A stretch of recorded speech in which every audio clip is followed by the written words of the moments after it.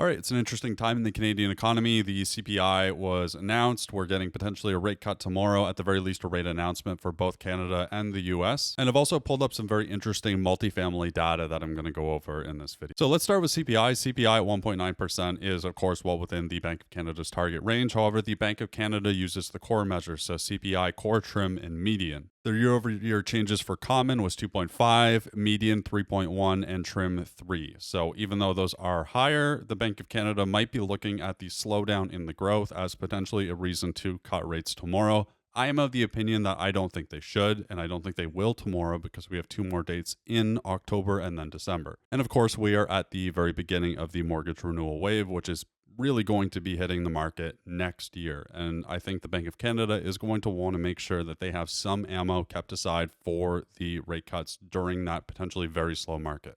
Now onto the multifamily data. So the Canadian Real Estate Association released some interesting data, and I'm just going to read this so it's verbatim. International immigration overshadowed losses from interprovincial migration, resulting in a net increase of 1,855 people. This is a decrease of 67.7% from the first quarter of 2024. So we've seen quite a big slowdown in overall immigration. However, we have seen a massive slowdown in interprovincial immigration. Some 3,807 people moved to New Brunswick from other provinces in the first quarter of 2025. This is down 16.8% from a year earlier. A total of 3,908 people left the province for another province in Canada in the first quarter, an increase of 31.6% from the same period of 2024. The result was a net loss of 101 people. This is just interprovincial migration, by the way, in New Brunswick's first quarter. This is a reversal from the net gain of over 1,600 people in the first quarter of 2024. So you're seeing a widening gap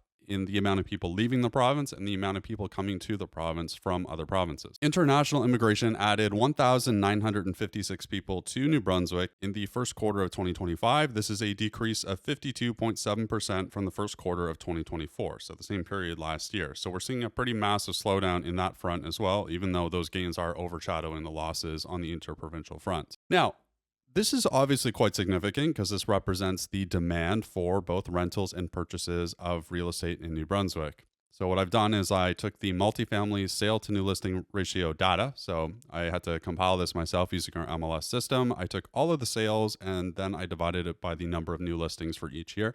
For multifamily listings, this is duplexes, triplexes, fourplexes, 5 to 8 units, and then 12 units or more, as well as the 8 to 12 unit categories. What we've seen so far this year is a really massive drop off in the amount of sales. The inventory is not shooting up quite as fast as you would expect. However, the overall lack of sales is pretty astounding. So far, just in Moncton, we've had 67, which is about what we had in all of 2015. And with less than 3 full months to go for the year, it's unlikely we even pass our 2016 number of 102. Across the province, it's much different too. It's going to depend on where you're going, street to street. But overall, we are seeing a massive drop off in investor demand in the province of New Brunswick, and the supply is beginning to increase as well. So this is quite significant. Obviously, you can see here on the graph, the sale to new listing ratio is at the lowest it's been in the province since at least 2017. And it's going down quicker than it came up, which is different than our residential market for single family homes. Now on to some of the Equifax data. These are nuanced reports. They're called the Market Pulse Consumer Trends. They do them every 3 months for the prior quarter. Obviously, this is trailing data because not only is this released in the quarter after the quarter it's for, it's also data that is about 90-day plus delinquencies. So as you can see here, the overall consumer debt in Canada has reached 2.58 trillion, which is a 3% plus increase year over year. Mortgages were up 2.4%. Auto loans, this is a big one, up 10.33%. Overall loans, 3.28. Credit cards up 5.7. Universal line of credit, 2.94. And HELOCs, 3.51. Obviously, these are massive increases. Now for the delinquencies. So these are the 90-day plus, and this is the dollar amount, not the number of accounts. The dollar amount of mortgage delinquencies is currently 0.16%. In last Q2, and now it's 0.22%. So a slight increase. Auto loans actually went down by 0.01%. The overall loans went up by from 1.12 to 1.48. Credit cards, 3.37 to 3.78. I'm not going to get overall into this because it's going to take too long if I do that. what we are seeing is a rather large gap in the ability to service debt for the younger consumers and the older consumers. The delinquency rates are higher in people that are under the age of 35. So here we go. In the second quarter of 2025, under 35 experienced a 19.74% increase in delinquencies from last quarter, year over year, and people over 36, 12%. So it's an overall huge increase either way, but people under 36 are feeling that pinch quite a bit more. Now for mortgages, the total balance of mortgages year over year is up 2.4%. The average balance on a mortgage is up 3.9%. Utilization is 0.1%. I've asked them a few times at these what that means, the utilization percent. I don't know. It was 84%. I'm assuming that means how much money was down on the house or how much borrowed. And I don't know if that's based off the appraisal value or the sale value. It's really hard to say. So new originations, new accounts are up 15.3% year over year. I also asked them if this meant people renewing their mortgages or people applying for new mortgages or refinancing.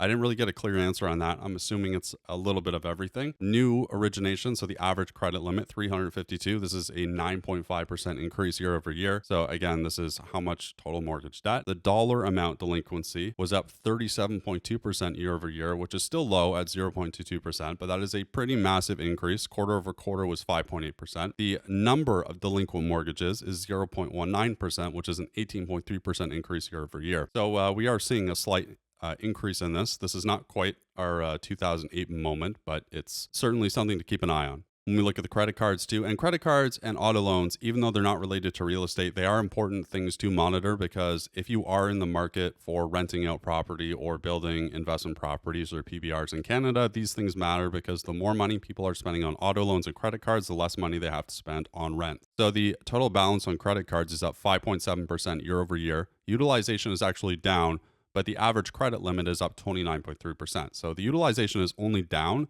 because the average credit limit is up. Equifax has been talking about this for the last 2 or 3 of these that they've been doing. So this is something to monitor. The average credit limits keep going up, but the utilization is going down. A little bit sketchy. Anyways, the 90 plus day delinquent amount for, this is total dollars, not total number of accounts, is 12.2%, or sorry, 3.8%. This is a 12.2% increase from last year. The 90-day total number of accounts delinquent went from 1.6%, or went up to 1.6%, which is a 4.5% increase year over year. So credit cards are definitely something to watch. They are generally the first domino to fall when it comes to credit products. The second, of course, auto loans, and we're going to get into that now. So total balance on auto loans is up 7.7% year over year. The average balance has increased 5.2%. Utilization 1.9%. Again, I asked them about this. I'm assuming it means the amount of money that they put down. So the total amount that they actually owe on the car. I didn't get an answer about that one either. The number of new originations is up 2.9%. So that's actually a 25% increase quarter over quarter, which is probably something to do with the tariffs. Otherwise, looks pretty normal. The average credit limit, 35.6K. It's a 4.5% increase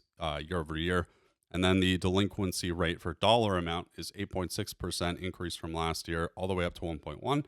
And the 90-day numbers of account is 1.8%, which is a 13% increase from last. So overall, it's definitely showing some signs of concern, but not quite as bad as perhaps some people, including myself, would expect. This is something to watch, because I asked them a few times, how much data do we have about negative equity being rolled over into a car? They don't really have data on that. So it's kind of hard to say if some of this debt is being hidden into new debt. All right, now let's talk a little bit about interest rates. So even though all the core measures of inflation are, between 2.5% and 3.1%, the potential slowdown in the increase of the rate of inflation might actually prompt the central bank to cut the rates for Canada tomorrow.